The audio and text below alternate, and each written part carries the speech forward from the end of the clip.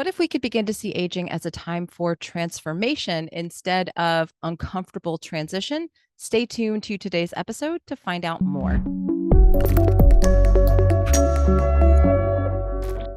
Welcome back. My name is Sarah. This is the Sarah Kleiner Wellness YouTube channel. And today I have on Dr. Anna Cabeca, the girlfriend doctor, and we're going to talk all about transitioning into the later phases of life for women. We're going to talk about hormones, what actually happens, and the things that we can do to support ourselves through this time. I absolutely love Dr. Anna's attitude. I love her presence, and she has so much wisdom, especially for women as we are getting older. And if you are someone who is still reproductive age, I think this is a valuable conversation for you to listen to. And if you're in that stage of life where things are shifting and changing over, I think this is even more of a valuable conversation for you to hear. So make sure you follow Dr. Anna. All of her links will be in the show notes for you. She just has a lot of wonderful wisdom as well as a beautiful spirit to share. And I want to thank very quickly a sponsor of today's episode.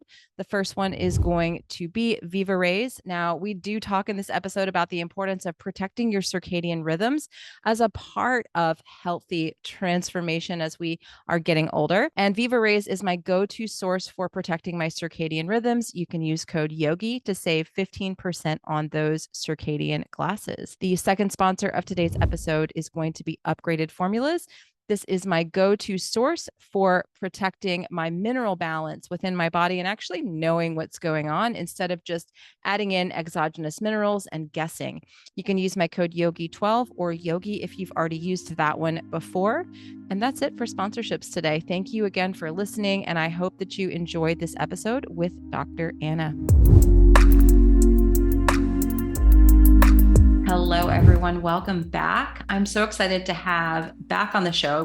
She was on the show a couple years ago, Dr. Anna Cabeca, who I consider just an absolute expert on women's health, and especially when we're starting to get into perimenopause, menopause. She's really got all of this stuff mastered. So thank you, Dr. Anna, for being here. Oh, it's a thrill to be here with you. And I just love what you're doing, how you're showing up in the world, your vulnerability and sharing and authenticity. So I was excited for today and our conversation. Yeah, me too. Me too. And we were just kind of chatting before we hit record. We're like, all right, we need to just record this. that you and I both get a lot of women, obviously, because of what you do. But for whatever reason, that a lot of these women are also attracted to my work that are in this stage of life of perimenopause and menopause. And it can be such a challenging time for these women, right? Yeah, no. So, and it's confusing. So I would say whether you're before, during, or after menopause, it's time, that there's help. Like, you don't have to power through. It's time to take notice of what our body's telling us. There's so many issues with this.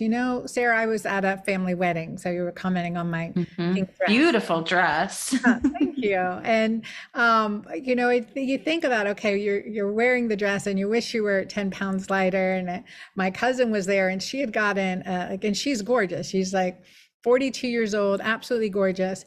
And she's maybe like 5'4", and she can like 30 pounds heavier than where she likes to be.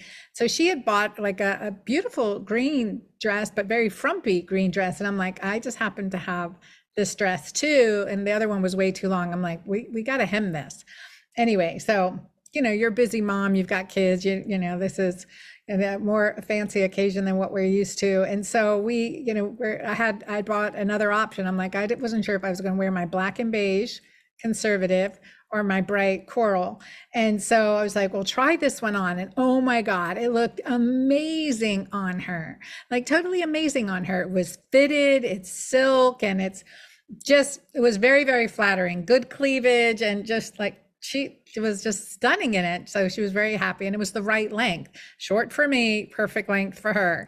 And so she wore that dress, and she goes, I've just been not feeling good about my body. I've just been fighting with my body. And it's like, well, when you're fighting with something, how do you think it's going to react to you? It's going to be inflamed. It's going to be, it's sicker. And we talk about that because we have family history. I'm going on a tangent, Sarah. No, I love it. It's perfect. It's perfect. But we in our family history we have diabetes and heart disease, and another sweet cousin that I have, I mean, is just her, is like constantly battling her body, but I've never heard her say anything good about her body. And so that was an aha moment for me to say, okay, well, when you look in the mirror, are you critical or are you positive? And so many of us criticize our body, this cathedral of our spirit that is supposed to be working for us. And if we don't heal the relationship that we have with our body, it's going to continue to fight us, especially in the time of transformation. The time of transformation is perimenopause, menopause, and the time 5 to 10 years after menopause. That's a time of transformation, and things like, will expand, show up more. The things we have to deal with, heal from, are going to show up more in our lives. And so paying attention to that, to have that conversation, okay, well, how am I really looking at my body, and the things that I know that serve it, if I'm not doing it, why? Let's ask the reason why, not be critical. It's not a matter of willpower. Willpower is physiology. What's the physiology we need to heal? Where do we need to heal from? Our mind, our body, our nutrition, our movement? Like, what do we know that's missing? Why aren't we doing it? And okay, someone keep me accountable. Like, hey, how are you doing today? Have you done your workout? Have you done your meditation? Have you drank your water? Whatever it may be. Like, and let's keep going. We all fall off the wagon. We all can get frustrated.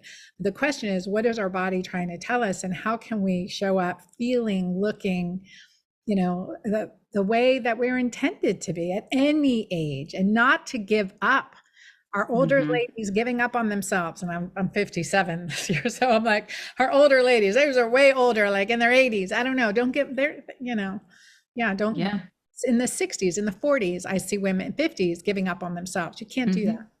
Yeah, I see that too. And I also see women who maybe are trying really hard, but they've got this war, right? They're, like you said, they're looking in the mirror and they're berating themselves and they're unhappy with themselves, or they're just stressed out. Like, they are so stressed about this health journey thing that they're doing that it's kind of causing the body to hold on and become inflamed and stay inflamed and not heal. And I think that can be an issue for a lot of women as well. They're like, okay, well, I am trying to do these things, but they're doing it with this attitude of like, I'm not good enough. I'm not attractive. I'm not healthy. I'm not this. And they have all this kind of negative self-talk going on in the head as well. And I think your body is always listening to that dialogue and taking directions from it. And so, part of that is they have to look at that as well.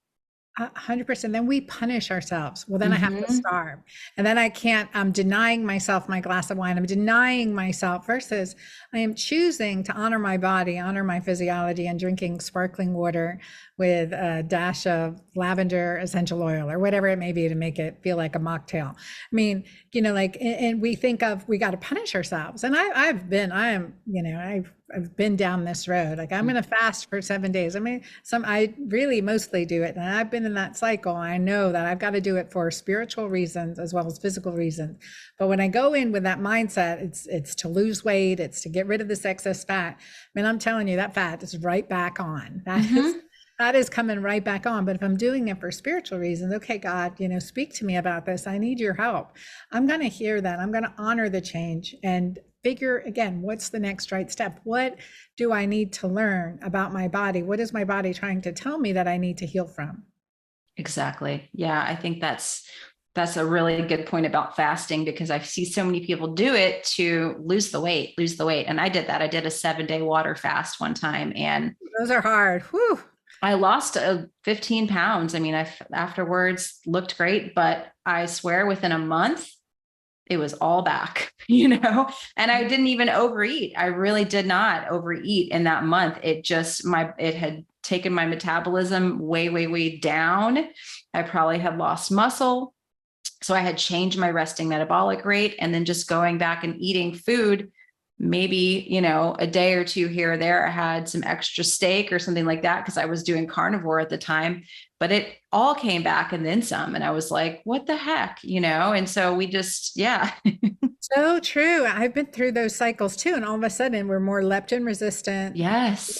and what has happened, that's the same thing that's happening with semaglutide users, or the Ozempic. peptide Ozempic, yeah. And so what we're seeing an increase in leptin resistance. So now your body's in storage mode. And also those of us, like I just did my DNA and we were looking at it. And so like I am Portuguese and Middle Eastern. Like I am two little dots on my genetic code. And my daughter's, my husband, my ex-husband, their father was, American from Finland. Anyway, he's like all over the map type thing, pretty much, except for my little areas. So it's kind of funny to see their genetics and my genetics, but these are my genetics, and my genetics are survivor genetics. So we have the metabolism to sustain periods of starvation.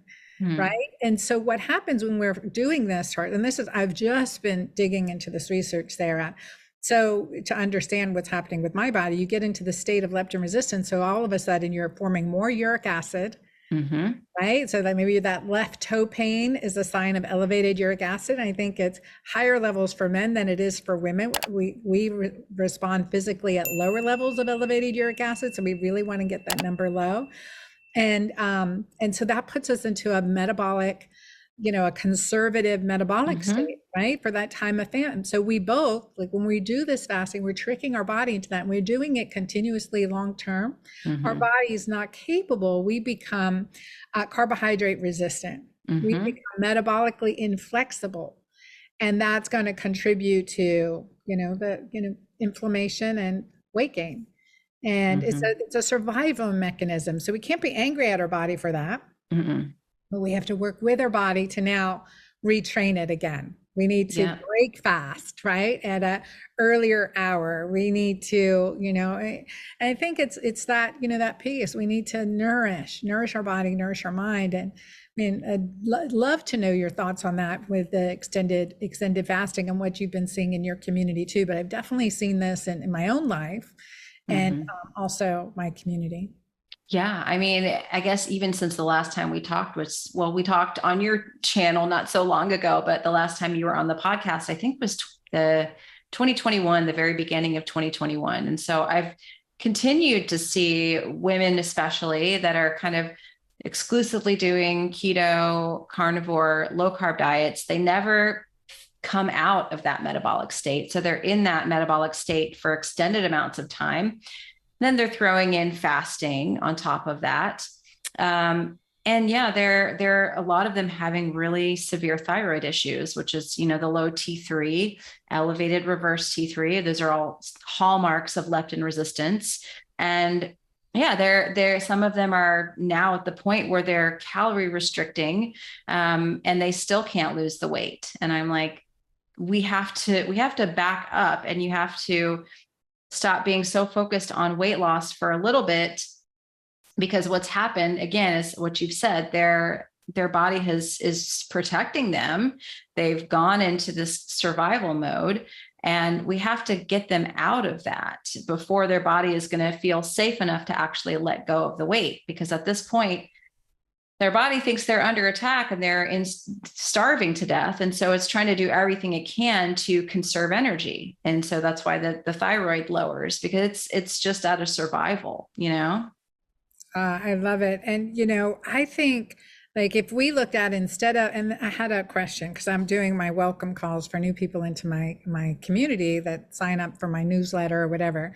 So every Monday night we do this, welcome to the girl. So I get to connect with my audience again. I was so disconnected, pandemic and, going to more virtual connections, et cetera. So I was like, okay, let me connect. It's still virtual, but, let's do our Monday night, our Monday night teas together. And so one woman, she was just like, and she was beautiful. She was a 75-year-old woman. She showed up on my call from Germany. We were talking about this, women that are showing, so from, we'll hit back on that. But anyway, from Germany. And she said, I'm doing good. I just want to lose more weight. I just want to lose more weight. I'm like, look, you're doing amazing. Like, well, what does the weight loss do for you? Like, what will that do? Well, I'll just look better. I'm like, what does looking better at, like at what did I say, 75? I think she was 75, 85, something like that. And, and what does that do for you? And she says, well, go out more, I feel better about myself. I'm like, okay, but then we think, what does that do for us? Like, what are the reasons? We're focusing on the weight loss, but what if we focused on being stronger, more flexible, more energetic, and happier? What if we focused on those four things? Like, what do I do on a daily basis to make me stronger, to make me more flexible, to make me more energetic, to make me happy? We focus on those four things instead of the weight loss. And so, so we had this really lovely conversation because I mean, God, she's already vital, and, well past menopause and doing great. Like, what are the things that, that are behind that? Because it's never just the weight loss. What is the way you feel better about yourself? Do you really, I mean, did I feel much better about myself at 150, or was I trying for another stretch goal than I am at 165? Like, what is like, what is that stretch goal? Like, what is really, how do you feel about yourself? And it's part of, I think, a retraining for our physiology. Yeah, I think so too. And yeah, that's, everyone is so focused on weight loss, weight loss, weight loss. And I'm like, okay, but you can be super thin and get this weight loss and feel terrible. You can feel exhausted, have bad sleep, be in a bad mood all the time. I mean, I have some girlfriends of mine that they're kind of in that stage. They're late 40s, early 50s. And it was a good friend of mine actually recently. She's like, yeah, I just can't diet anymore because I'm just really mean. She's like, I might get thin, but I'm really mean to my husband. I'm really mean to my kids. And I just don't want to be that way. So I've just decided it's not worth it for me to do all this dieting because I don't want to be a mean person to my family. I'm like, yeah. So And you think about the expressions lean and mean versus fat and happy. Like, how, I mean, what's the truth around that? I mean, what's the right. mean versus fat and happy? And I guess it depends on the circumstances. I don't know. I just was thinking about this just now as you said it, the lean and mean versus fat and happy. Like, how did those two things come together? Yeah, I mean, it's something about that makes sense. And I guess for women, they have to find this middle. I don't know if they have to compromise and say, let's say you can't be lean, you can't be happy at the same time, but they have to find kind of a middle ground of like, what's going to make them feel their best? Where do you get your best sleep? Where do you have your best energy? Where do you have your best mood? And I do think that you can have a healthy body weight and have those things, but sometimes they have to pull back a little bit on it, like I said, on the weight loss goal to get their body in this healthier place and get their hormones in a healthier place. We can't do it without doing that. I mean, we can't, then the power of the mindset, the power of understanding, like the cortisol consequence of stressful thinking, of negative self-talk. It's pumping out cortisol. And I didn't realize the impact of this till I was, for my second book, Keto Green 16. So my first book is The Hormone Fix. That's my magnus opus. That's mandatory reading. And then my second book is Keto Green 16. And so I wore a continuous glucose monitor the entire year because I was making recipes and, and working on all these things. I wanted to make sure I didn't create anything that bumped up the glucose. And so I was speaking on stage fasting. So I always speak on stage fasting, so clarity and ketone, ketosis. And my glucose went up on my monitor to like from a baseline of 80 to 90 in the waking hours to 150 and stayed up for over 30 minutes. Whoa. Over fasting, because during my talk, and then it like halfway through my talk, it started a little bit after it started going down, I started to relax more. But I'm very, public speaking is stressful. I love doing it, but it's very, very stressful. And so it was fascinating to see that. And then another time I was driving in Dallas traffic and my glucose shot up to 180. And I was just, I was like, oh my gosh, these things make a huge difference. And I hadn't the awareness beforehand. And so it really helps you to control your thoughts. And so all those things really do make a difference. Yeah, they do. I mean, that's the thing I don't think people understand about stress and about all the things that they're going through is that our thoughts have this ability to actually raise our blood sugar, which everyone's so, like you said, you're making all these recipes and you're trying to create this healthy program and all these things for women. And then you're seeing in real time, like you're stressing out and seeing these numbers go up. So you can eat all the great food in the world and have all these amazing healthy recipes, and your body is still acting like you're, eating a bowl of ice cream, right? Exactly. I'd rather have the ice cream, right? Enjoy Me it, have too. fun, and have the ice cream, and don't like negative self-speak, negative self-talk. And then again, recognize, like I'm not saying eat ice cream every day. No. Like don't like punish yourself. I think where we get the lean and mean is that if we're doing it because we're punishing ourselves. I mean, there's also that, tough. And I want every woman to feel at home in her strong, healthy, vibrant, energetic, sexy body.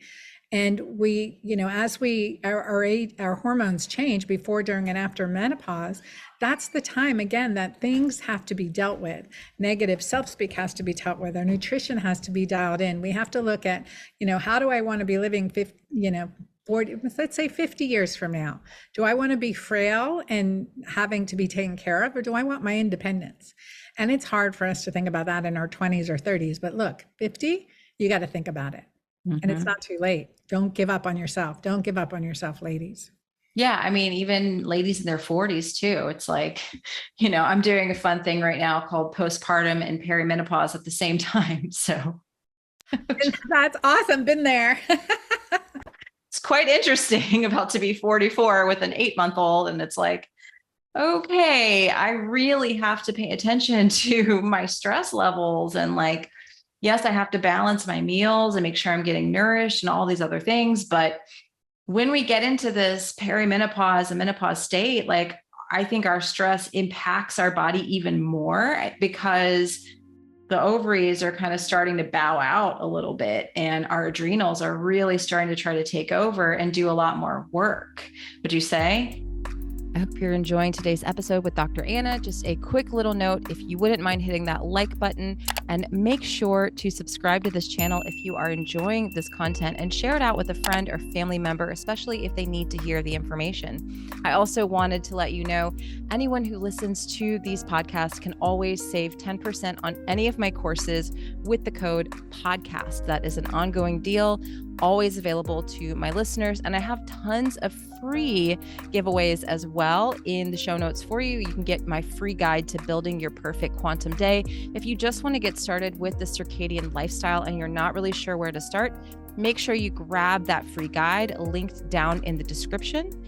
And again, thank you so much for listening to today's episode. Let's jump back into it. Absolutely, absolutely. And our adrenals are more fragile. And then again, looking at women postpartum, one of the things that nutritionally, every single woman I tested essential fatty acids, omega-3 to 6 ratios on, every woman was deficient in DHA and EPA. They were low levels of omega-3 fatty acids, and especially when we're breastfeeding, and especially if you've had one or more child. So you're going to have low levels of fatty acids, and that is a building block to our cell membrane health, to our hormone, for our hormones. So you've got to eat healthy omega foods or supplement with a clean omega-3 source, and really pay attention to that too, because that's for brain protection.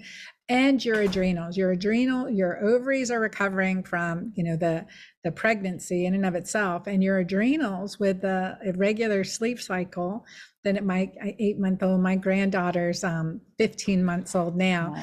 Like getting that sleep cycle, getting that solid sleep routine, all of that is so critically important to nourish yourself more postpartum, I think, even than during pregnancy, in my opinion. I agree. We put so much emphasis on the pregnancy, which is important that you're getting your nutrients and minerals and your rest and all of those things. But then postpartum, we kind of forget about women and we're like, okay, go ahead. Your focus is now on the baby. And, the women are getting so incredibly depleted.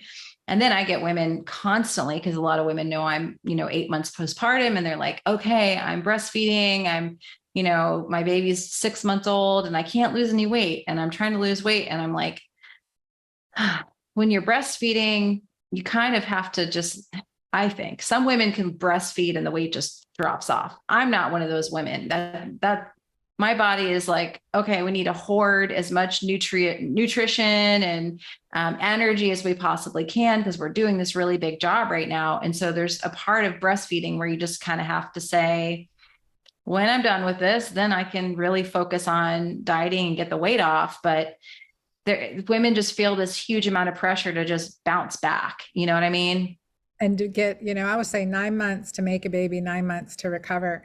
And if you're not there yet, it can take longer. And to be kind with yourself, because I think there are certain metabolic types, genetic types, like me, like breastfeeding didn't drop weight in breastfeeding, working, all that stuff. Like, oh Lord, and I think our audiences are thankful, because if it wasn't for that, we probably wouldn't dig into the understanding why, like what's happening, how do we recover from this?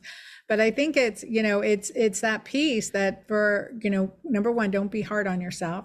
It takes at least 9 months to recover, and also be patient. And the thing is, you want to be strong, not thin.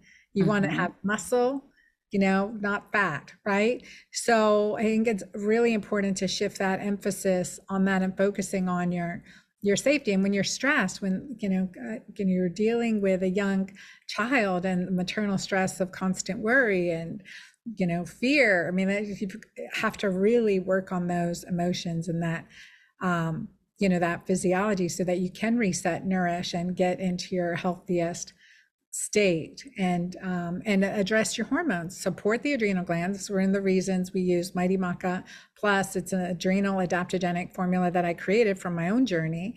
And that can improve your DHEA, helps detox the liver. So the combination is really hormone balancing, naturally improves your progesterone. So, and all things that we need postpartum and perimenopause and postmenopause, all of those things. And so so that's an important, like supplementing with that in omega-3s, that would be two places.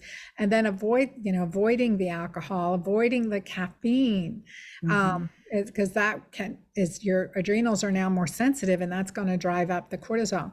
The other thing I was just thinking, Sarah, you got to interview the sleep lady, Kim West. I don't know if you've ever interviewed. No, I haven't talked to her. Oh my gosh, she can get babies to sleep in a week. Oh, she is amazing. And she has a new book on sleeping for newborns. Oh, Kim West, the sleep lady. And then my daughter followed like her protocol. And I think Andalisa was about 8 months. And because Amanda was nursing and she had started working. And so Andalisa was getting up 3 times at night. I mean, still a really good sleeper, but she got her to sleep, and it would be from 7 p.m. to 6 a.m. Oh, so that sounds amazing. In 1 week, Wow. Anyway. I need to call her. Call her. She's amazing, because that is so, and that is so critical to really establish those sleep patterns for you and for the baby. They're going to thrive with that. Yeah. So it's just a challenge. Yeah, it's funny. Babies are so different, because my daughter, she's 15. She was sleeping from 7 p.m. to 7 a.m. at 6 months, just started, no problems. My son, on the other hand, no. He is now, thankfully, going down around 7:30, and he'll usually sleep till about 4, sometimes 5. And then we'll feed him. And then sometimes he'll go back to sleep till 7 or 8. Sometimes he tries to stay up and talk to you for an hour. He's one of these babies that'll just let you try to have it all dark and serious, quiet face, but he'll just look up and just try to have a whole conversation with you at 4 a.m. And you're like, okay. Oh, so sweet. It's very sweet, but you don't want to miss those times, but you're like, okay, you need can we do this at like 8 a.m., 9 a.m., please? Yeah. So sweet. I know they're all so different. They are. Yeah, they really are. But, for women who maybe are in menopause and perimenopause that don't have babies, sleep is even more crucial to them, again, because of this whole adrenal issue. And so you're saying that the maca can help with the DHEA, which is another one that I see a lot of women supplementing with DHEA. And I don't I don't like what happens to a lot of women when they just exogenously take DHEA. I'd love to hear your thoughts on that. Well, I was say I'm in the camp of what I coined hormone replenishment versus hormone replacement, right? Mm, We don't want to do anything to shut down our body's ability to make our hormones prematurely. That's what we do with birth control pills, and we know there's mhm, consequences to that, as well as, you know, high levels of hormones, testosterone, et cetera. Men get testicular shrinkage. I mean, that is not good for the long run. Their mm-mm. physiology then off the testosterone, if for whatever reason they have to be off it, you know, I mean, it's, you know, finances, sickness, something else. I mean, they're stuck. They're going to be depressed. They'll be wasting and rapid aging faster than anything. And so, but the key thing is depression and suicidal ideation. So that's another big thing. So anyway, how do we replenish and support our body without supplementing until we need it? And if we are supplementing, to supplement in the right way. So first things always using, you know, using nutrients, using lifestyle to get your body to make more of your own hormone naturally as much as possible. And then supplement it, like support with superfoods, support with antioxidants. And then after that, support with they support with supplements, but supplement with a transdermal DHEA. I was going to say, I love the transdermal more so than just a pill, right? Yep. That's like my Jolva. Jolva has DHEA in it. That's Mm, been for postpartum urinary incontinence, for, you know, vaginal vulvar dryness, all of those things as we age. So that's an important, you know, a piece. We want to prevent those things from happening, but we don't want to keep our body from making what it needs to make naturally.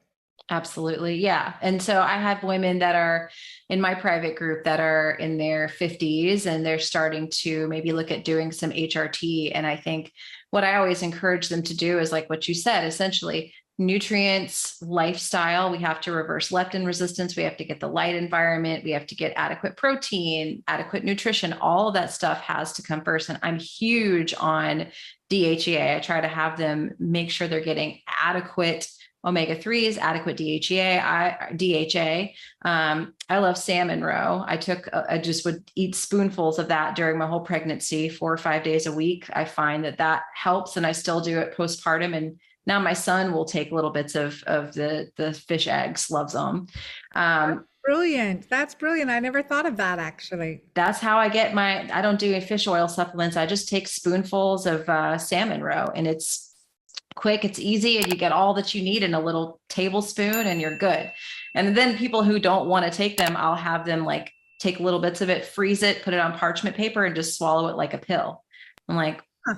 that's the best way to get it. Yeah. And you can mix it into omelets, salads. I Oh mean, yeah. good addition. That's a Yeah. good idea. I'm making a note to get some salmon today. Yes, I have all my women do that. And then I'm like, look, if you've optimized your light environment, your lifestyle, your nutrition, you're getting these proper things in your diet, and you want to do some HRT, great. But I really like women to look at doing it more on a transdermal basis rather than doing like the pellets or doing, I don't know how you feel about that, but I've had some women that had some really negative side effects from doing pellets and injections, things like that. Yeah, yeah, no, and that's something, and I've definitely taught on pellets and keynoted for a big company that does that, and always caution, like, you know, Mhm. there's a time and a place. Like long-term pellets, number one, is not sustainable, but there's that time in early menopause when you're like, I can't remember to take my vitamin, I can't remember to take my hormones, I can't. That's a good time to use a pellet, but at again a sustainable dose. But I Mhm. often see women coming in with way too high testosterone, and again that affects our physiology, how we're thinking, how we're relating to other people. Are we more angry? Are we more prone to dopamine seeking behaviors, or, you know, risk taking behaviors, and you know, behaving in ways that aren't characteristic of ourselves? And that is important to understand. That is an external exogenous hormone that's causing that Mhm. versus your own innate hormonal production or level. And we don't really make that connection. I think it's a mistake, and we have to emphasize that more. Yeah, I feel like so much of our how we act and what we're looking for, like you said, kind of the dopamine seeking behavior, a lot of that does stem back to our hormonal balance. And one of the biggest hormones that a lot of women don't take into account is cortisol. And their cortisol levels. And yeah, there's a curve that our bodies are supposed to follow every single day, where we wake up, it rises gradually, it comes up, and then throughout the day it's kind of going down. But I see a lot of women, and I'm sure you do too, with kind of like inverted cortisol patterns, or they're, having these big spikes later on in the day or in the night. It's rising too early, causing sleep issues. And that can really affect all those downstream hormones as well. And so a big reason why I'm like light environment and looking at your life stressors, looking at all these other things. What's your cortisol look like, right? Absolutely. Cortisol is, when I talk about the hormonal hierarchy, it's nice to consider all these reproductive hormones, Mhm. progesterone, estrogen, testosterone, even DHEA, vitamin D, et cetera. I mean, those are important. Don't get me wrong, that's important. But I consider it like, like the students in a classroom or in a university setting. Every hormone has a different role, and it's individual and different. But the professors, there you go, you bring in insulin and cortisol. So they have to be, on point, balanced, structured, really doing what it's supposed to be doing. And, or you're going to have chaos in the classroom, right? We may have all had that professor that just comes in and turns on a movie and shuts down the light and zones out, or whatever it may be, or is angry or irritable, or, and you're the students aren't going to be at their best in that case. And then I always consider oxytocin the most powerful hormone of our body, the dean of the school, or the principal of the university. And it is that powerful hormone. And in pregnancy and postpartum, that is a hormone of abundance. That time for Mhm. connection and bonding and breastfeeding and nurturing and cuddling is so important for you as the mama and the baby. Those are those attachment hormones that create a good sense of self and independence for that child as they go up, and less temptation through addiction, less addictive behaviors, etc. And so that oxytocin hormone affects us in so many ways. So increasing that into our daily life and paying attention to that, that's the most powerful. That is the antidote to cortisol. Oxytocin is the absolute antidote to high cortisol, and it's important to incorporate oxytocin increasing practices in our life. And a friend, Ben Azadi, always calls it vitamin G for gratitude. The practice of gratitude, bringing that in, increases oxytocin, decreases cortisol. So that is why, I really do emphasize how important it is to increase oxytocin on a daily level. Absolutely. Absolutely. And I guess, what would your biggest advice, I know this is kind of a broad question, but biggest advice be to women who are in this stage of life where things are starting to shift? And you mentioned transformation. I love that mindset. But what would be your overarching message or advice for women in that transformation phase? Yeah, well, I think that, one thing is the Japanese use the word konenki for this time period, and they don't have a word like menopause. It's konenki, which means second spring. So we transform into the second spring of a life, and menopause is no more of a disease state than puberty is. As we should not suppress puberty, we should not suppress menopause. And this transition is a part of rewiring to bring us to a higher state of appreciation, sense of self, and peace that surpasses all understanding. And if you're a spiritual practice, a higher connection to God or spirit. And that is a powerful place to be content and joyful despite our external circumstances. That's the goal. I mean, that's the disconnect from the daily, like I always say, be the ocean, not the waves, be the eye of the storm, not the winds. So be that peace, have that peace that surpasses all understanding. And it comes with the daily practices of nurturing yourself. So I want to tell everyone that, number one, you're worth it. You are worth it. There's nothing in your past, nothing in your present that makes you less worthy than anyone else. And if you can actually have your inner child speak to you right now, and even advance 10, 20 years from now, and look back on yourself at this age, whether you're 30, 40, 50, 60, 70, look 20 years back to this time. So like I'm 57. So if I was, like at 77, how would I look back on myself, or go from here at 57? How would I talk to my 37-year-old self? What would I tell her? Oh my gosh, take some more time to rest. Don't chase those numbers. Look at, nourish yourself. Get up, when you're being active and you're serving everyone, make sure you're doing your things that your self-care too, and have more fun. I would tell her so much, have more fun, take more time to have more fun and get those workouts in. You're worth it. That, those hard choices that you're making, that, they're worth it. You're worth it. And I think I would have that conversation. It's a good thing to journal. It's a good exercise to do, but to have that conversation with yourself, because it's how many of us have looked at pictures of our youth and said, oh my God, I was so critical. I was, heavier than, I thought I was fat and ugly. And I'm like, oh my God, look how beautiful you are. So I think it's that at any stage of our life, we can have that criticism. So it's time to change that, time to remove that, that like self-martyrdom for whatever reason, because this transformation stage is the time to shine our light, to let go of the things that hold us back. I love that. I love that so much. And you've mentioned you have a community, you have a lot of resources and a lot of things for people. So where can they find you, and where can they find all those resources? Yeah, so find me at dranna.com, really easy, DRANNA.com, also known as the Girlfriend Doctor. So you can follow me on Instagram and all social media, Facebook, TikTok, at the Girlfriend Doctor. And I have 3 books you can buy from any bookstore: The Hormone Fix, Keto Green 16, and Menopause, which is a beautiful color cookbook with 5 different menu plans. And yeah, definitely follow me, join my society, join me in one of those welcome calls that I have on my Monday night. And I look forward to connecting more. Thank you, Sarah. Thanks for having me. Yeah, thank you so much for being here. It's been so much fun, and we're definitely going to have to do it again soon. I look forward to it.